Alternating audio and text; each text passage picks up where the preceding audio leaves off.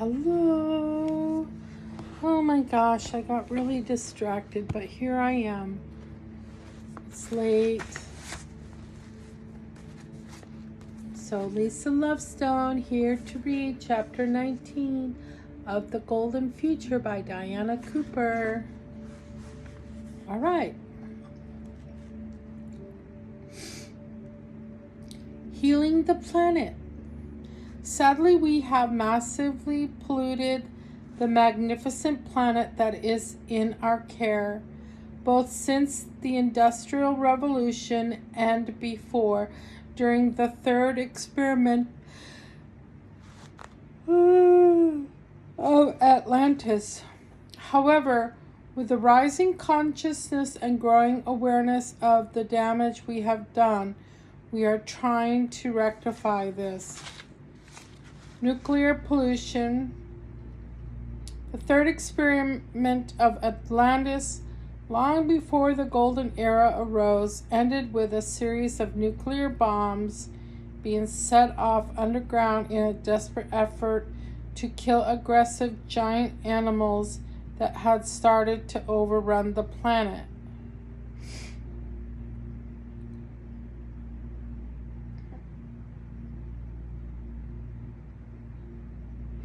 Aggressive giant animals that had started to overrun the planet. Dinosaurs? I don't know. The decision was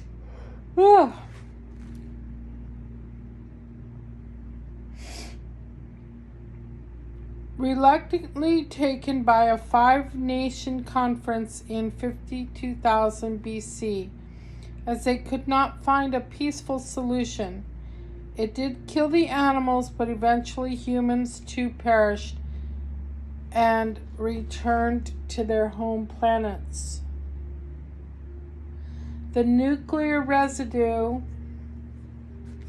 from those bombs is still affecting Earth, and the illumined Master Peter the Great has been working for eons to clear the pollution.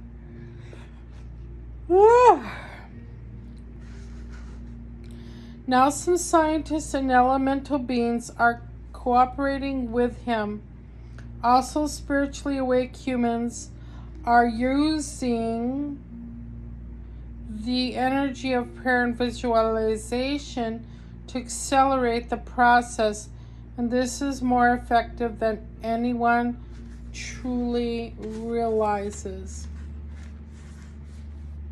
Climate change cannot be fully attributed to human activity, though. The climate on Earth has changed regularly over millions of years, during which we have had ice ages and arid times, as well as pole shifts. The majority of the current changes are being caused by cosmic forces. As it is time for our world to change, remember that in earlier ages, temperate forests used to grow in the area now covered by the frozen Antarctic. Everything changes. Land that has been under the Arctic ice for eons has been intentionally purified and prepared by the Intergalactic Council so that future civilizations can live there. The ice melting is resulting in rising sea levels, and eventually many low-lying industrial cities that are not part of the new paradigm will be submerged.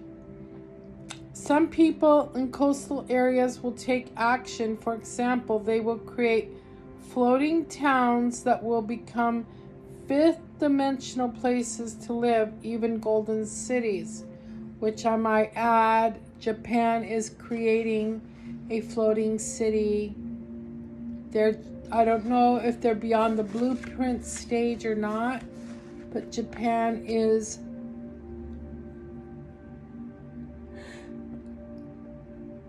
building a floating city.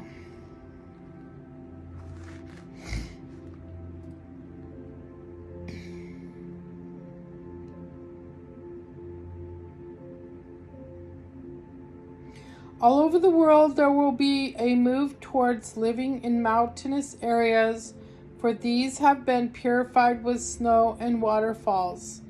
New islands will rise up from the oceans. This land will have been cleansed by the waters and will be inhabited as soon as it is desalinated. That means the saline is gone. Change is happening very quickly as the new golden age approaches. However, there will not be a pole shift for at least 100 years. I feel like we just had a pole shift.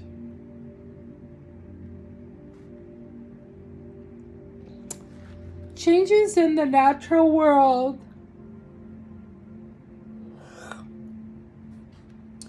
Many tree species are currently dying out because they can no longer cope with a changing climate.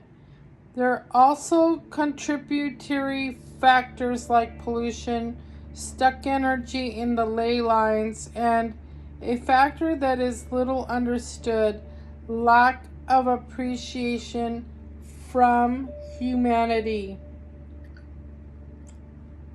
Trees are sentient beings and are energetically responsive to humans. We have a two-way symbiotic relationship. In the golden future, new tree species will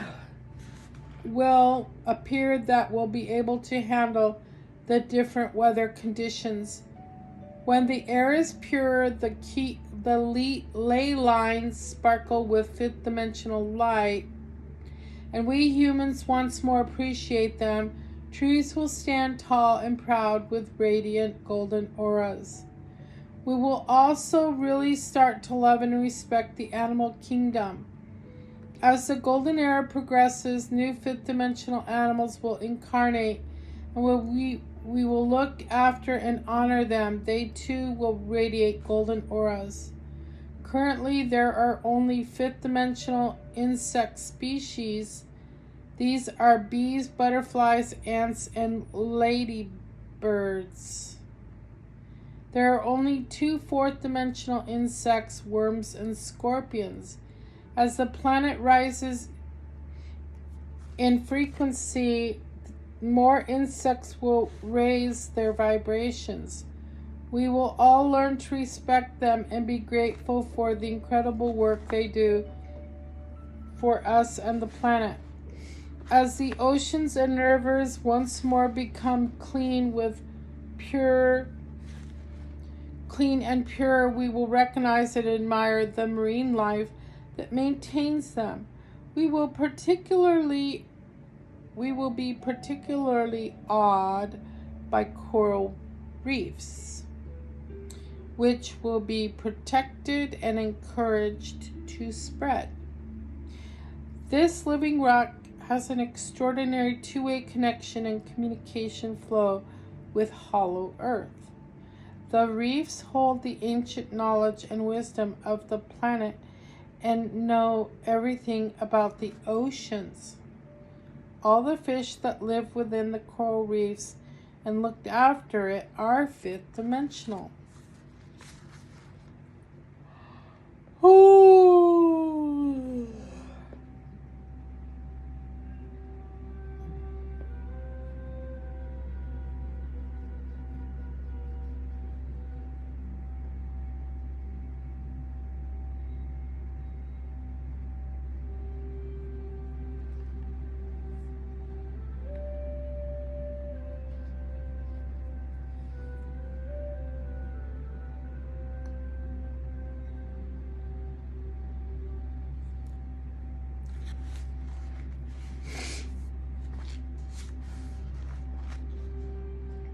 The amount of fossil fuel that we have been karmically allowed to take from the planet was reached in 2012.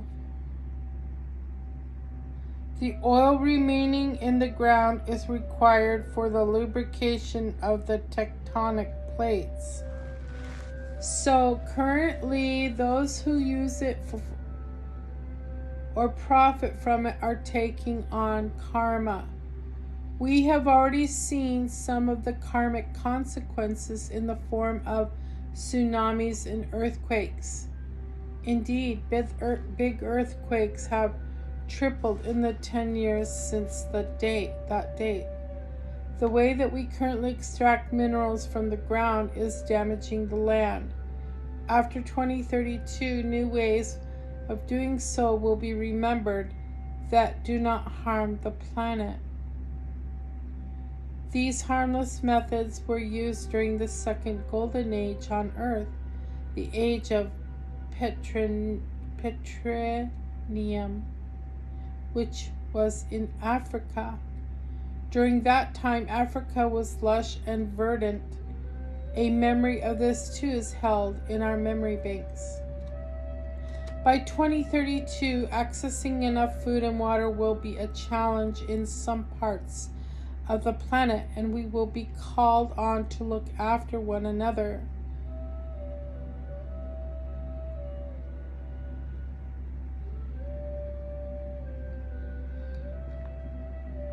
If we handle this in a fifth dimensional way by opening our hearts, we can provide enough for all. Individuals and countries will be guided to move towards self-sufficiency. During the great shift in consciousness between 2032 and 2050, we will learn to create pure and plentiful water from liquid hydrogen and quartz for the use of everyone.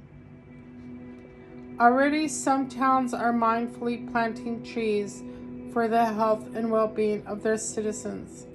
Communities are starting to create orchards for the use of everyone, just as it will be in the golden future, but this is only just beginning to gain momentum.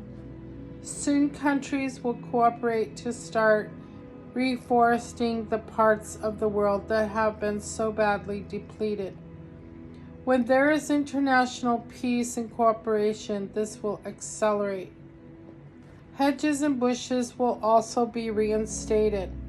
When hedges were pulled up to make bigger fields for farmers and replaced by fences to create more room in gardens, the number of small birds declined.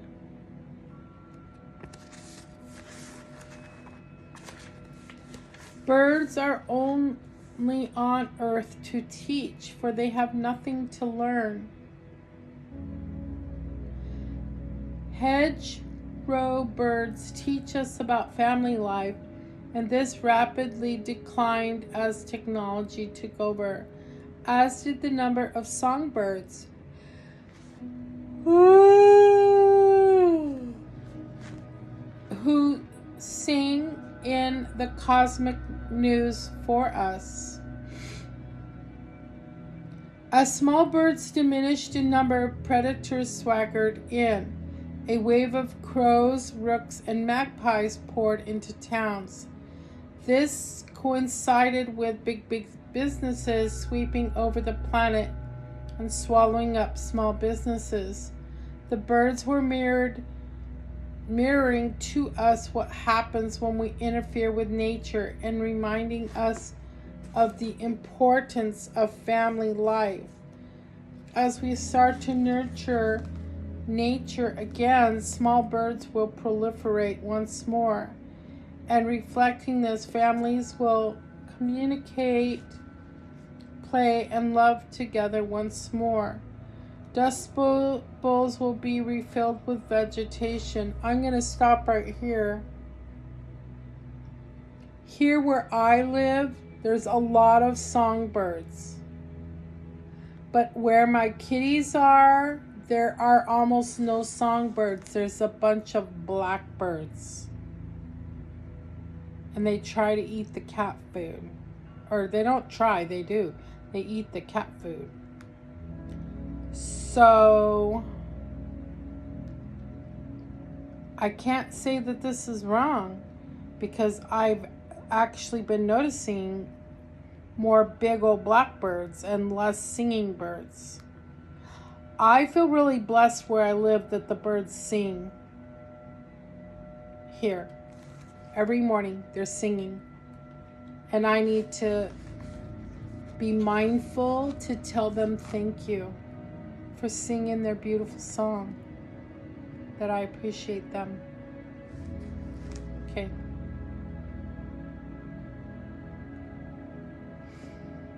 As the population declines, there will be more green space again. People will have more leisure and will explore the wonders of nature. So many of the sacred codes of the natural world have been forgotten, but those who retain the knowledge will come forward to teach both children and adults, and will rekindle the love for the land that is inherent in all of us. In the golden future, from the earliest age, children will learn about nature and the animal kingdom and be taught to respect them. Looking after pets will be encouraged, for this inculcates a sense of responsibility. It also teaches youngsters to understand and honor the needs of different species. A reliance on allopathic medicine declines. Many will once more want to learn about plants and herbs. Foraging will become a popular pastime.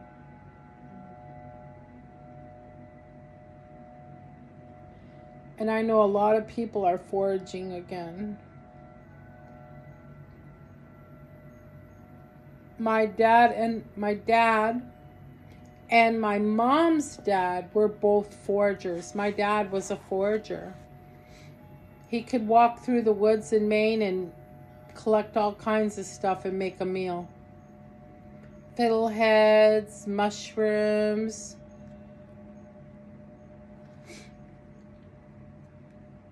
I wish that my dad and I had not had that relationship where I wasn't able to learn a lot from him, because he was a narcissistic and alcoholic.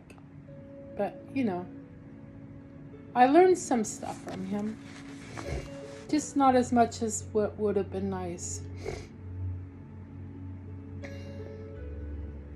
We will no longer wish to impose our will on nature, and this will allow it to flourish. All right, visualize. Take a deep breath in through your nose and out through your breath, through your mouth. Take a moment to close your eyes and relax. Imagine you are in a beautiful park. You look around and see that the trees, the flowers, the people, animals, and land all have golden auras. You walk down a path and listen to the bird's song, smiling as you understand the bird's messages of encouragement and love. You connect heart to heart with the trees and receive positive qualities and energy. A stream tinkles beside you, and the water is shimmering clear and silver. You feel totally safe and relaxed in the natural world. Know that nature is looking after you as you look after it. That is it for chapter 19.